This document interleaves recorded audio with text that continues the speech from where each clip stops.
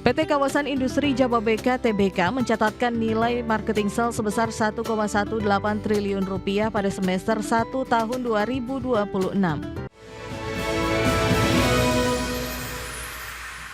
Pemirsa, PT Kawasan Industri Jababeka (TBK) meraih pencapaian marketing sales sebesar 1,18 triliun rupiah di sepanjang semester pertama tahun 2026.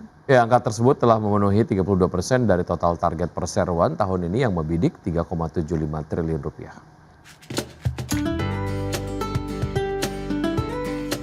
PT Kawasan Industri Jababeka (TBK) mencatatkan nilai marketing sales sebesar 1,18 triliun rupiah pada semester 1 tahun 2026.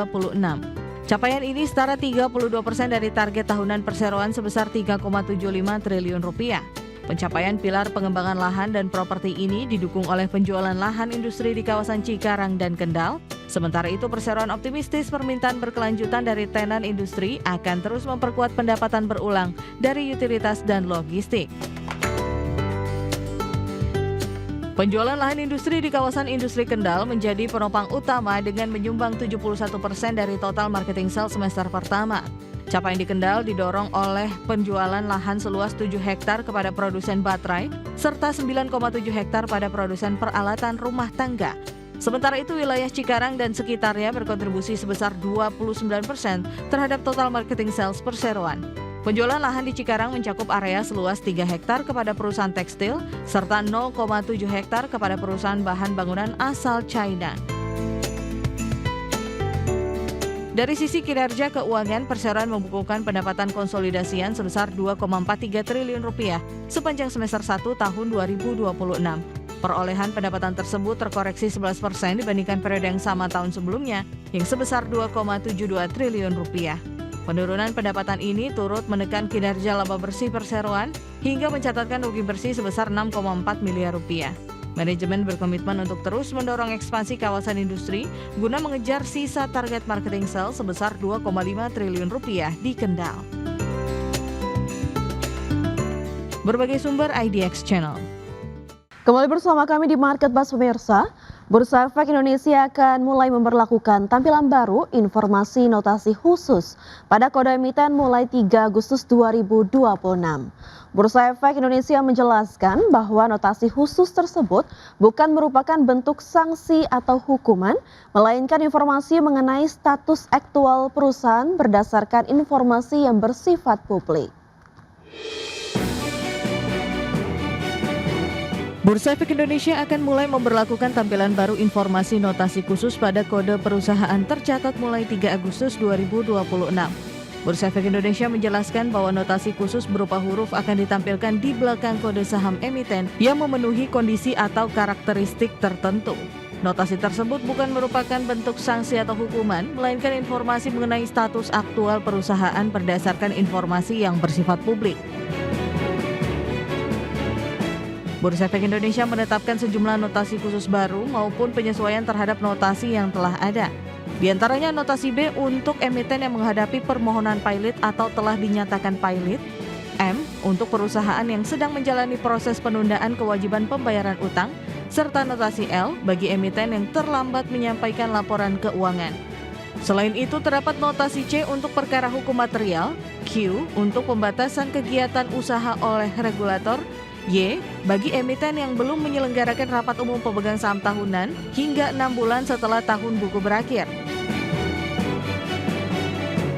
Ada pula notasi F, G, dan V yang menunjukkan emiten memperoleh sanksi administratif dari otoritas jasa keuangan dengan kategori pelanggaran ringan, sedang, dan berat. Bursa Efek Indonesia menegaskan satu emiten dapat memiliki lebih dari satu notasi khusus sesuai kondisi yang dihadapi. Sebagai contoh, perusahaan yang terlambat menyampaikan laporan keuangan sekaligus mengalami pembatasan kegiatan usaha akan memiliki kode saham dengan notasi L dan Q. Adapun penambahan maupun penghapusan notasi akan dilakukan berdasarkan keterbukaan informasi emiten, pengumuman bursa, informasi OJK, hingga hasil pemantauan Bursa Efek Indonesia. Berbagai sumber IDX Channel. Ya, pasar saham Indonesia memasuki periode yang dinantikan investor menjelang peninjauan ulang indeks utama dunia, salah satunya review MSCI pada Agustus 2026. CGS International Sekuritas Indonesia menyebut dua saham berpotensi keluar dari indeks MSCI, yakni PT Charon Pokphand Indonesia Tbk atau CEPIN dan PT Goto Gojek Tokopedia Tbk atau Goto. Pasar saham Indonesia memasuki periode yang dinanti investor global menjelang peninjauan ulang indeks utama dunia. Perubahan komposisi indeks MSCI dan FTSE pada Agustus dan September 2026 berpotensi memicu pergerakan besar pada sejumlah saham, terutama yang terkait dengan arus dana asing berbasis indeks. Dalam proyeksi awal CGS International Sekuritas Indonesia, peninjauan ulang MSCI Agustus 2026 yang akan diumumkan pada 13 Agustus 2026 dini hari waktu Indonesia dan mulai berlaku saat pembukaan perdagangan 1 September 2026 berpotensi mencatat sejumlah penghapusan saham Indonesia dari daftar indeks. Menurut proyeksi CGS, saham yang paling berpeluang keluar dari MSCI adalah PT Charon Pokphand Indonesia Tbk atau CPIN. Selain itu, PT Goto Gojek Tokopedia Tbk juga masuk radar. Namun peluang tersebut sangat bergantung pada keputusan MSCI terkait status pembekuan saham tersebut. CGS menilai Goto hanya berpotensi mengalami perubahan apabila MSCI mencabut status pembekuannya. Sementara itu, peluang PT Bumi Resources Minerals Tbk untuk terdepak dinilai sangat kecil. Sebelumnya pada awal Juli, MSCI resmi mempertahankan seluruh kebijakan pembatasan terhadap pasar saham Indonesia. Dalam MSCI Global Investable Market Indexes Review 2 Agustus 2026, keputusan ini merupakan tindak lanjut dari hasil Market Classification Review, sehingga kebijakan freeze yang telah diterapkan sebelumnya tetap berlaku hingga pemberitahuan lebih lanjut. MSCI juga menegaskan seluruh kebijakan khusus yang telah diterapkan terhadap Indonesia tetap dipertahankan. Meski demikian, status pasar saham Indonesia dipastikan masih berada pada kategori emerging markets. Berbagai sumber ada di channel. Terima kasih Anda masih bergabung sama kami. Pemirsa, PT RMK Energi Tbk membukukan laba bersih sebesar 163,1 miliar rupiah sepanjang semester 1 tahun 2026. Ya, pertumbuhan laba bersih sebesar 86,2% ini ditopang oleh melonjaknya volume penjualan batu bara dan jasa logistik. PT RMK Energi Tbk mencatatkan kenaikan laba bersih sebesar 86,2% menjadi 163,1 miliar rupiah pada semester 1 2026. Capaian ini tumbuh signifikan dari periode yang sama tahun sebelumnya. Kenaikan laba bersih emiten berkode saham RMKE ini sejalan dengan lonjakan pendapatan usaha yang meroket 176,7% mencapai 1,6 triliun rupiah. Pertumbuhan pendapatan tersebut didorong oleh kenaikan kontribusi segmen penjualan batubara sebesar 72,1% serta segmen jasa batubara sebesar 27,9%.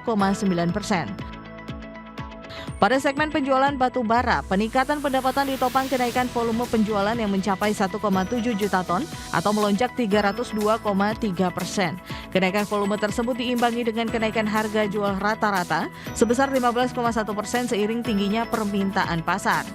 Sementara pada segmen jasa pengangkutan, volume hauling melesat 424,9% menjadi 1,4 juta ton dan mendukung muatan bar hingga 3,2 juta ton. Segmen jasa logistik ini memberikan kontribusi dominan terhadap laba usaha perseroan dengan porsi mencapai 63,7%. Direktur Utama Perseroan Vincent Saputra menegaskan, sinergi segmen jasa dan penjualan saling menguatkan basis profitabilitas perseroan.